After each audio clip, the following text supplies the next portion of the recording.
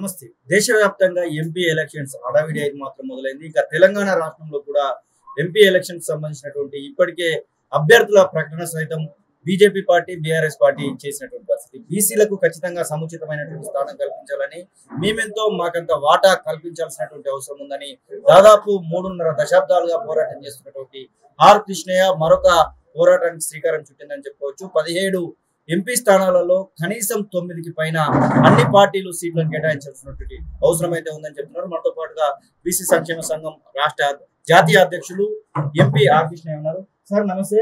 మీరు దాదాపు 3.5 దశాబ్దాలుగా చేస్తున్నారు. మీరు ఇప్పటివరకు చేసినటువంటి పోరాటాల ఫలితంగా కొంత మేరకు లోకల్ బాడీస్ లో మాత్రం అవకాశాలు వస్తున్నాయి. ఎంపీలు, ఎమ్మెల్యేల విషయంలో ఇంకా అలాంటి పరిస్థితి వస్తుంది. మహిళా రిజర్వేషన్ అని చెప్తున్నారు, కానీ బీసీ రిజర్వేషన్ విషయంలో ఎలాంటి ప్రణాళిక తీసుకోవాలి? పార్లమెంట్ లో బీసీలు పెట్టి చట్టసభలో బీసీలకు 50% రిజర్వేషన్లు పెట్టాలని 30 ఏళ్లకు పోరాడుతుంది. మహిళా బిల్లులో బీసీ మహిళలకు సపోర్ట్ ఇవ్వాలని పోరాడుతుంది.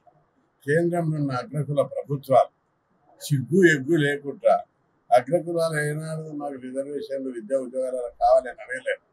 వాళ్ళు అడగకున్నా ఎంపీలు వాళ్ళే, అధికారం వాళ్ళదే. మా బీసీలంతా వాళ్ళ కోట్ వేస్తే వాళ్ళ గడ్డెక్కి గడ్డు తీరినాక నకరాలు చేస్తున్నారు. మొత్తం 10% రిజర్వేషన్. వాళ్ళు అగ్రకులాల్లో పేదలు ఎంతమంది ఉంటారు? 3% ఉన్నారు.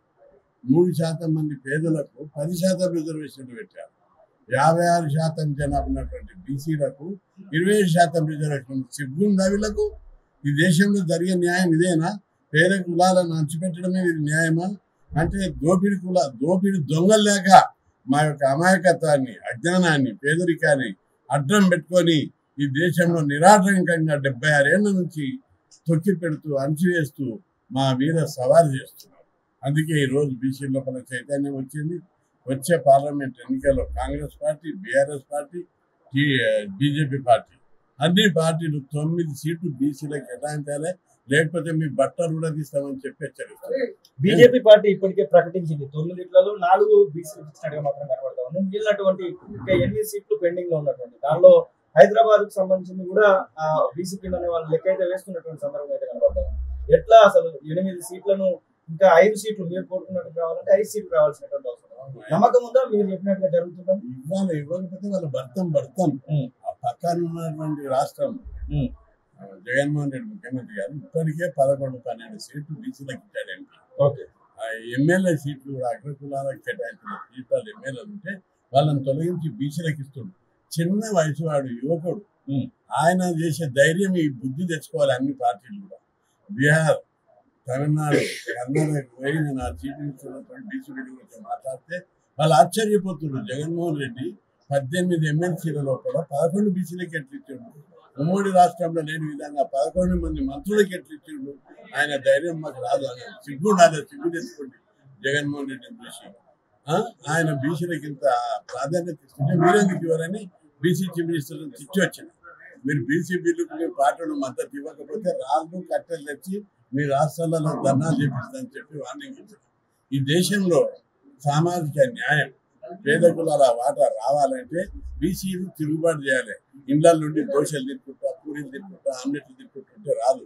ఇప్పటికే ఎమ్మెల్యేలు కావాల్సిన వాళ్ళు బీసీలు ఎమ్మెల్యేలు కాలేదు, మంత్రులు కావాల్సిన బీసీలు మంత్రులు కాలేదు. అన్ని రకాలుగా బీసీ అన్ని పార్టీలలో బీసీలను అణచిపెడుతున్నారు. పార్టీ ప్రెసిడెంట్ అయితే బీజేపీ పార్టీ కూడా సంజయ్ని పార్టీ ప్రెసిడెంట్ తీసేశారు, అణచిపెట్టారు. ఈ విధంగా అన్ని పార్టీల లోపల బీసీలను అణచిపెట్టే విధానం, తొక్కిపెట్టే విధానం కొనసాగుతుంది. ఇది మారాలని మేము మంచితనాన్ని చెప్తున్నాం. ఎందుకంటే శంకరాచార్యుడు, వివేకానందుడు, గాంధీ, నెహ్రూ పుట్టినటువంటి దేశం లోపల శాంతియుతంగా సమాజ పరిణామం జరగాలి, శాంతియుత విప్లవం రావాలని మేము కోరుకుంటున్నాం. మీరు మర్యాద వినలేదనుకో తప్పనిసరి తిరుగుబాటు. అవన్నీ కూడా జాతీయ పార్టీలకు సంబంధించినటువంటి మాట మీరు చెప్తారు. బీఆర్ఎస్ అంటే లోకల్లో కనబడుతున్నటువంటి పార్టీ. మీరు చెప్తున్నట్టుగా జరగాలంటే జాతీయ పార్టీలుగా ఉన్నటువంటి వాటికి ఢిల్లీ వేదికగా మాత్రమే దానికి అవకాశం కనబడతాం. ఇంకొక 5-6 రోజులలో నోటిఫికేషన్ కూడా రానున్నటువంటి ఈ తరుణంలో 9 సీట్లను సాధించడానికి ఎలాంటి కార్యాచరణ తీసుకుంటున్నారు? ఎలాంటి ఉద్యమాన్ని అయినా సీట్లు ఫైనల్ చేసి లోకల్ లీడర్. కాంగ్రెస్ పార్టీలు ఇక్కడ పీసీ చేస్తారు, బీజేపీ పార్టీకి ఇక్కడ కార్యవర్గం చేస్తారు, బీఆర్ఎస్ పార్టీకి కేసీఆర్ చేస్తారు. మీరు తప్పనిసరి మా వాటా మాకు ఇవ్వాలి, ఇవ్వకపోతే తిరుగుబాటు అవుతుంది, ఓడగొడతాము. రెండవది పెద్ద ఎత్తున ర్యాలీ 9 తర్వాత ఒక పెద్ద ర్యాలీ చేయాలని ఆలోచిస్తున్నాం, పెద్ద బహిరంగ సభ పెట్టాలని చూస్తున్నాం. బీసీ లోపల తిరుగుబాటు వచ్చిన రోజు మీరు అందరు బీడీలు దాక్కుంటా పూరీలు తింటుంటా కిచెన్ రూమ్లలో కూర్చోవాల్సి వస్తుంది. మీరు అందరు రెస్ట్ ఇస్తాం. ఎన్ని రోజులు దోసుకుంటారు? రాజకీయం అంటే దోపిడీ అయిపోయింది. మీకు అందరికి రెస్ట్, సంపాదించిన పైసలతో రెస్ట్ తీసుకోవాలని హెచ్చరిస్తున్నాం. బీసీలకు అన్యాయం చేయాలనే రోజులు పోయినాయి. తిరుగుబాటు వస్తుంది. బీసీ ప్రజలు ఊరు చదువుకున్న వాళ్ళు వచ్చారు. ఇంటికి బీటెక్ చదివినాడు, డిగ్రీ చదివిన పిల్లలు తయారయ్యారు. వాళ్ళందరూ మాకు నాకే ఫోన్ చేసి అంటాడు, కృష్ణ హాస్టల్ పెట్టాలి, స్కాలర్షిప్ ఇవ్వాలి, ఫీజు రియంబర్స్మెంట్ పెట్టాలి, ఉద్యోగాలు ఇవ్వాలని పోరాటం ఎందుకని. ఇంకా ఇప్పుడు రాజ్యాధికారంలో వాటా కావాలి, ఎమ్మెల్యే సీట్లు కావాలి, ఎంపీ సీట్లు కావాలి. వాళ్ళందరూ వస్తే మన రాజ్యం, మనకు వస్తే మన గౌరవం పెరుగుతుంది, మన కులాల గౌరవం పెరుగుతుంది. దానికోసం మాట్లాడమని ప్రజల నుంచి వస్తున్నటువంటి డిమాండ్. మనతో పాటుగా బీసీ యువజన సంఘం జాతీయ అధ్యక్షుడు గౌల భారత్ ఉంటున్నారు. మీరు ఎలాంటి కార్యాచరణ తీసుకోబోతున్నారు? ఇప్పటికే బీజేపీ బీఆర్ఎస్ ఇప్పటికైతే ప్రకటించినటువంటి పరిస్థితి కనబడుతుంది. 4 ప్రకటిస్తే వీళ్ళు 9 ప్రకటించారు. దీనిలో మీరు అంటున్నటువంటి 50% కోటా మాత్రం కనబడట్లేదు. ఇప్పుడు నెక్స్ట్ వచ్చే లిస్ట్ లో అయినా మేము అడిగిన డిమాండ్ కంప్లీట్ గా ఫుల్ఫిల్ చేయాలి. మిగిలిన పార్టీలు కూడా వాళ్ళని చూసి ఇప్పుడు ఫస్ట్ అయితే బుద్ధి తెచ్చుకోవాలి. మాకున్న సమాచారం ఏంటంటే ఆల్రెడీ 82% ఓసీలకి ఇస్తున్నారని తెలిసింది.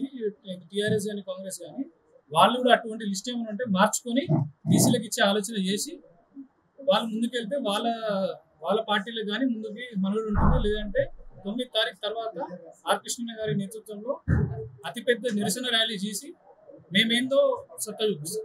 ఇప్పటి వరకు ఉన్నటువంటి వాటిలో ముఖ్యంగా ఎడ్యుకేషన్ సంబంధించినటువంటి యువజనకు సంబంధించిన వాటిలో రిజర్వేషన్స్ లేకపోవడం వల్ల ఈడబ్ల్యూఎస్ రిజర్వేషన్ రావడంతో బీసీలకు అన్యాయం జరుగుతుందని మీ జాతీయ అధ్యక్షుడు అంటున్నారు. దాని విషయంలో యువజన సంఘంగా మీరు ఏదైనా కార్యాచరణ తీసుకుంటున్నారు? ముఖ్యంగా నిరుద్యోగ యువత కోసం మేము ఆల్రెడీ నిన్ననే ధర్నా చోటు పెద్ద ధర్నా చేశాము. టెట్ డిఎస్సి వాళ్ళ గురించి 2 లక్షల ఉద్యోగాలు 25,000 ఉద్యోగాలు వేయాలని చెప్పి, మెగా డిఎస్సి వేయాలని చెప్పి వాళ్ళు ఓన్లీ ఉత్తుత డిఎస్సి లేదు వేసి 11,000. అది కూడా ఎంతవరకు ఇంప్లిమెంటేషన్ చేస్తారు అనేది నామమాత్రంగానే ఉంటుంది. ఎలక్షన్ల ముందు అది తాయిలాగా వాడతారు. సో మేము ఇంకోటి కూడా ఇప్పుడు బీసీ యువజన సంఘం ఆర్ కృష్ణ గారి నేతృత్వంలో మేము చరిత్రలో ఎవరు చేయని విధంగా ఇప్పటికీ 8 రాష్ట్రాల్లో కమిటీలు వేసాము. ఏ రాష్ట్రంకి వెళ్ళి ఆర్ కృష్ణ గారి బయోగ్రఫీ విన్నా తెలిసినా కానీ వాళ్ళందరూ బాగా ఇన్ఫ్లుయెన్స్ అవుతున్నారు. అంటే 50 साल से संघर्ष करने वाले आदमी अभी उनको राज्यसभा सांसद मिला. రేపు అట్లాంటి వాళ్ళు లేకపోతే మా కనీసం మమ్మల్ని ఎంపీటీసీలు అసలు దేకేటోళ్ళు కూడా ఎవరు ఉన్నారనే టైప్లో వాళ్ళు చాలా ఫ్రస్ట్రేషన్కి గురైపోయి అందరు ఇప్పుడు మంచి కమిటీలు వేసుకొని ముందుకు వస్తున్నారు. ఇంకోటి ఏంటంటే మేము యూత్ వింగ్ ద్వారా మేము ధర్నాలు ఇవన్నీ అయ్యేది కామన్ అవుతూనే ఉంటాం. ఈ టీచర్ ఉద్యోగాలు వాటి అన్నిటి గురించి ఉన్న లిమిటెడ్ ఉద్యోగాలు ఓన్లీ 25,000. సో దాని గురించి ఫైట్ చేసే విధానం ఒకటి.